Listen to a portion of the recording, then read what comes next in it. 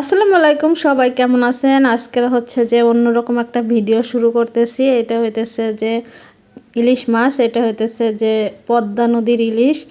আমি হচ্ছে যে বাড়ি থেকে আসতেছি, তা হইতেছে এই ইলিশ মাছগুলা 4,000 টাকা চাইতেছিল। জানাবেন যে বেশি চাইছে দাম না কম চাইছে। আর হচ্ছে এই দেখেন ফেরির উপর থেকে আমি হচ্ছে ভিডিও করতেছিলাম। আমি সব সময় ভিডিও করি, এখন তো আমার পেজে ছাড়তে হয় ভিডিও। তবে আমি সব সময় বাড়ি থেকে আসার সময় যাওয়ার সময় ফেরিতে হচ্ছে ভিডিও করি। নদী দেখতে ভালো লাগে, নদী ভিডিও করতে ভালো লাগে। এই দেখেন ফেরির উপরে সবাই দাঁড়ায় আছে, এই যে এই সাইডে হচ্ছে গাড়ি রাখছে আর কি, ওই পাশে আরও অনেক কিছু আছে, পরে দেখাচ্ছি। এই দেখেন এটা হইতেছে যে ফেরির উপর থেকে আমি যতটুকু পারছি, ফেরিটা অনেক বড় ছিল, দেখেন যতটুকু পারছি ততটুকু ভিডিও করতেছি। আর এত ভালো লাগতেছিল নদীর পাশে দাঁড়ায় ভিডিও করতে, এত ভালো লাগে যা বলার মতো না। আর হচ্ছে দেখেন আমাদের গাড়ি থেকে আবার নদীটা ভালো করে দেখা যাচ্ছিল না, এই জন্য হচ্ছে আমি নাইমে তারপর হচ্ছে যে এক সাইডে এসে ভিডিওটা করতেছি। দেখেন কত ভালো লাগতেছে দেখতে, মনে হয় যে এখানে শুধু দাঁড়ায় থাকি, এত ভালো লাগে। সবাই আসলে গাড়ি থেকে বেরোয় যায় ফেরিতে আসলে, সবাই খাওয়া দাওয়া করে, তারপর হচ্ছে যে এই আর কি দেখেন। আর ফেরিতে কিন্তু অনেক খাবার পাওয়া যায়, আপনি চা থেকে শুরু করে সব কিছুই পাবেন। আবার হচ্ছে ফল আছে, তারপর হচ্ছে ঝালমুড়ি মানে ডিম, তারপরে সব কিছু আছে আর কি ফেরিতে। এই দেখেন কি সুন্দর নদীটা কিন্তু আগেও আরও অনেক বড় ছিল, আস্তে আস্তে কেন জানি পদ্মা নদীটা ছোট হয়ে যাচ্ছে। আপনারা অবশ্যই জানাবেন ভিডিও কেমন লাগতেছে, আমার কাছে তো অনেক ভালো লাগতেছে।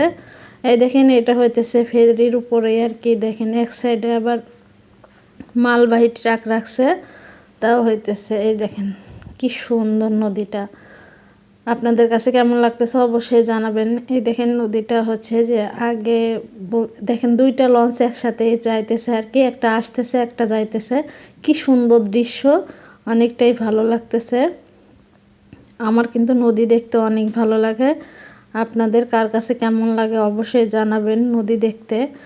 আর এটা পদ্মা নদী, এটার অনেকের স্মৃতি জড়ায় আছে নদীতে, আমরা সবাই জানি কত স্মৃতি যে আছে নদী, মানে জোড়াই হচ্ছে স্মৃতি, মানুষের অনেক স্মৃতি আছে। কারণ হচ্ছে আগে তো এরকম ছিল না, আগে হইতেছে যে আর এই নদীতে হচ্ছে যে আগে ফেরি পাওয়াই যেত না, তবে এখন হচ্ছে ফেরি পাওয়া যায়, এখন কোনো সমস্যাই হয় না। এখন ফেরি অ্যাভেলেবেল আছে, পদ্মা সেতু হয়ে যাওয়ার পরে এখন হচ্ছে যে আরও ফেরি দাঁড়ায় থাকে গাড়ির জন্য। আর আগে হইতেছে অনেক কষ্ট হইতো আমাদের, ফেরিতে অনেক সময় লাগতো, এই জন্য হচ্ছে প্রচুর কষ্ট হইতো। আর হচ্ছে যে এখন সব দিক দিয়ে সুবিধা। তা হচ্ছে ভিডিও কেমন লাগলো অবশ্যই জানাবেন, আর আমার সাথে থাকবেন, আমার চ্যানেল দেখতে থাকবেন, আমার ভিডিও কেমন লাগে অবশ্যই সেটাও জানাবেন।